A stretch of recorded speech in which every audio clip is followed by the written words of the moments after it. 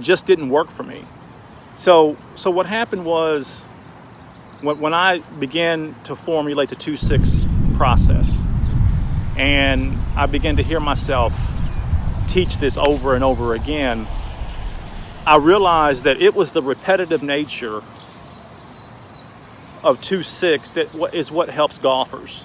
In other words, when you're looking at videos and you're looking at the latest tip, trick, fix, gimmick, or secret, you're constantly detaching yourself from the golf swing, because everybody has a new trick, everybody has a new tip, everybody has a new gimmick, fix, or secret. I heard Jim McClain say on one of his videos, today we're going to talk about the magic move. He said, for this week anyway.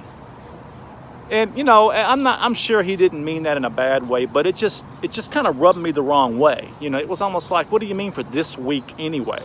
I'm looking for consistency, and you're telling me that next week I'm going to have another magic move?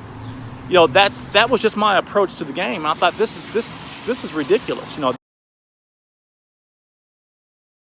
has got to be simpler, or whatever, simpler, easier, what have you. So that was part of my journey for the first, 15 years in the network. But since then, as I plugged into my own process, I realized that stay on the hole. Where everyone gets better at golf is you keep plugging in to the same process.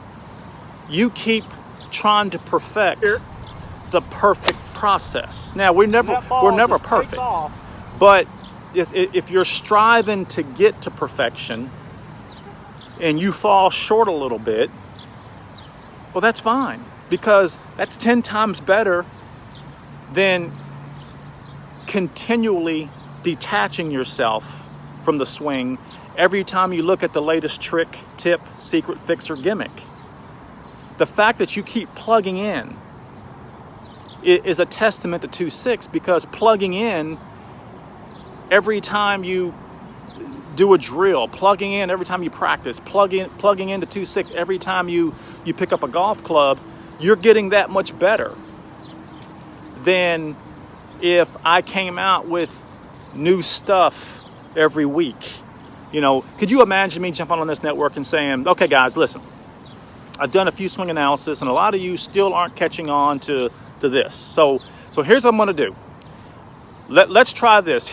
Try this tip. Try this trick for better distance or whatever. See, that wouldn't even sound right. I continually say plug in, space, width, and resistance, because until you understand what space, width, and resistance is, there's no reason to talk about a tip. There's no reason to talk about a trick, gimmick, fix, or secret until you understand what that means.